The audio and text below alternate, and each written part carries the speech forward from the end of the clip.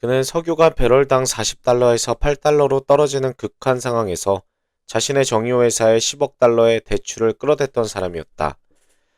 그리고 나서 그는 자신의 시스템을 이용하여 여러 다양한 업종에 투자, 12배의 성장을 일궈낸 사람이었다.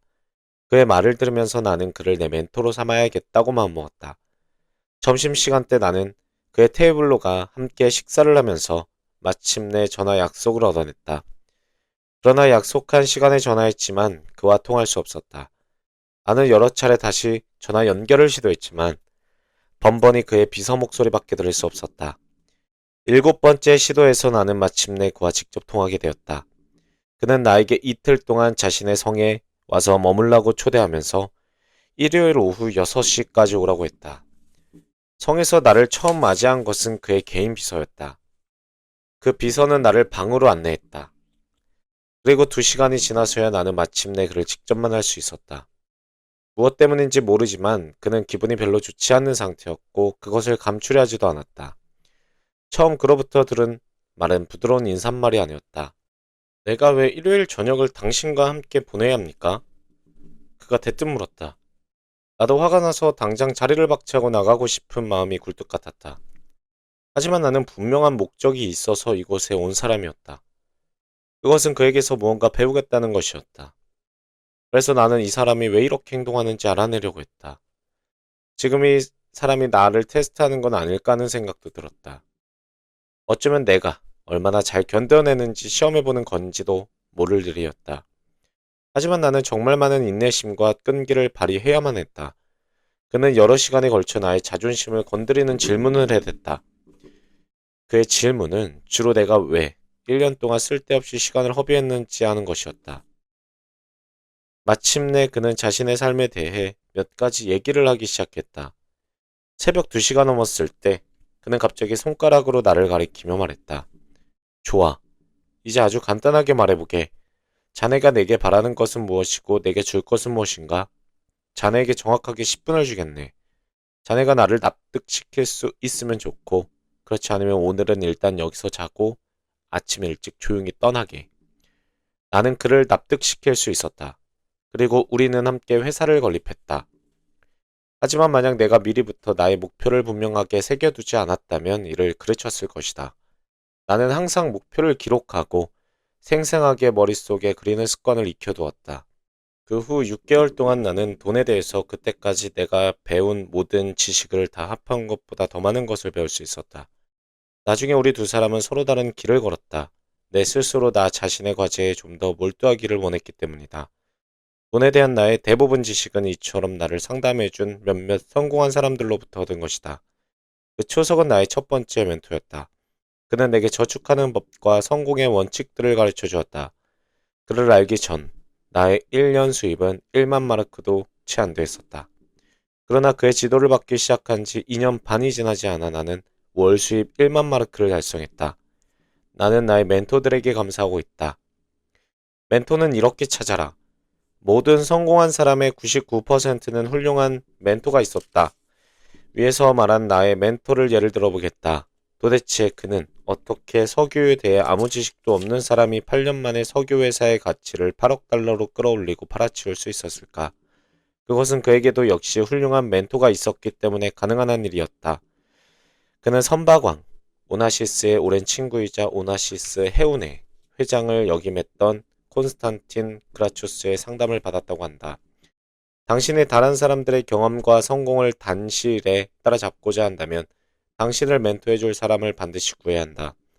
나는 이제 당신이 손쉽게 멘토를 찾아 그와 함께 일하는 방법에 대해 설명하겠다.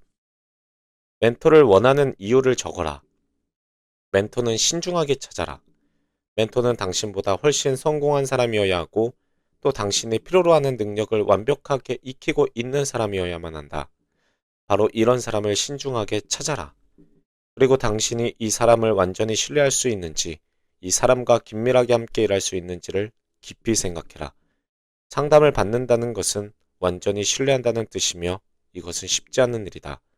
하지만 위험을 무릅쓰지 않으면 아무것도 얻을 수 없다는 걸 명심해라. 오로지 창조적이고 끈질긴 사람만이 좋은 멘토를 얻을 수 있다. 최고의 멘토에게는 항상 가장 재능 있는 제자들이 모인다. 바꾸어 말하면 최고의 제자만이 최고의 멘토를 얻을 수 있단 말이다. 당신이 당장 자기 분야에서 최고의 멘토를 얻지 못한다고 해서 포기하지 말아라. 최상의 멘토를 얻으려면 당신이 먼저 그만한 자질을 갖추어야 한다. 그러려면 당신은 초기 단계의 몇몇 성과를 이미 제시할 수 있든지 아니면 아주 인상적으로 자신을 내보일 수 있어야 한다. 두 가지를 다 할 수 있으면 가장 좋을 것이다. 당신 자신이 더 나아질수록 항상 더 좋은 멘토를 얻을 수 있다. 멘토에게 해줄 수 있는 일을 찾아라. 다음의 질문들에 대답하도록 노력해라. 당신은 멘토에게 어떤 이득을 줄 수 있는가? 당신이 당신의 멘토를 위해서 해줄 수 있는 일이 무엇인가? 여기서도 당신의 창조적 능력이 요구된다. 우리는 누구나 다른 사람을 위해 무언가 할 수 있는 자신만의 강점이나 능력을 갖고 있다. 물론 당신 자신의 강점이 무엇인지 먼저 스스로 알아야 한다. 그러기 위한 최선의 방법은 바로 성공 일지를 쓰는 것이다. 강한 의욕과 굳은 의지가 필요하다. 큰 의욕과 열정을 갖고서 자신의 아이디어를 키워라. 당신이 말하는 내용은 중요하지 않다. 목표에 도달하는 방법에 대한 당신의 계획은 멘토를 통해 어차피 바뀌게 될 것이기 때문이다. 바로 그런 방법을 찾기 위해 멘토가 필요한 것이다. 멘토는 당신에게 필요한 것, 즉 당신의 아이디어를 현실로 옮기는 방법을 누구보다도 잘 알고 있다. 하지만 멘토들은 당신의 결심을 보고 싶어 한다. 그는 당신이 왜 그것을 원하는지 알고 싶어 한다. 그는 당신이 좋은 아이디어를 가지고 있는 사람인지, 그리고 당신이 절대로 포기하지 않을 사람인지 확인하고 싶어 한다. 그는 반드시 이루고야 말겠다는 당신의 굳은 결심을 보고 싶어 한다. 그는 자신을 성공으로 이끌었던 그런 정신력이 당신에게도 있는지 확인하고 싶어 한다. 멘토가 확인하고자 하는 것은 당신이 무엇을 말하고자 하는가 아니라 당신이 어떻게 말하는가이다. 끈기를 보여라. 당신이 멘토의 마음을 얻기까지 경우에 따라 몇 달이 걸릴 수도 있다. 어떤 때는 첫 만남을 끌어내는 데만 그만한 시간이 소요되기도 한다. 하지만 당신이 포기하지 않고 계속해서 창조적이고도 호소력 있는 방식으로 전화하고 문자나 팩스를 보내면 당신은 그 사람을 당신의 멘토로 만들 수 있다. 유능한 멘토는 우선 당신을 테스트한다. 스코틀랜드의 성에 있었던 내 멘토의 첫 인사를 생각해봐라. 그 모든 것이 바로 테스트였다. 혹시 내 멘토가 무례하다든지 차가운 사람이라고 생각했다면 잘못 본 것이다. 하지만 내가 어떤 사람인지도 모르면서 그가 나에게 시간을 허비할 이유가 어디 있겠는가? 내게 첫 문제가 발생할 때까지 참고 기다려줄 만한 시간이 그에겐 없는 것이다. 멘토는 상담을 시작하기 전에 우선 당신의 자질에 대한 확신을 얻고자 한다. 그래서 그는 의도적으로 당신을 압박한다. 그래야만 당신의 자질을 가장 잘 알 수 있기 때문이다. 당신이 큰 목표를 가지고 있다면 끈기와 의욕을 그리고 자신감을 가져야 한다. 또 오직 그럴 때만 당신은 최고 멘토들의 관심 대상이 된다. 물론 필요한 모든 일을 할 준비도 되어 있어야 한다. 그리고 그는 그것을 확인하고 싶어 한다. 그래서 그는 당신을 테스트하는 것이다.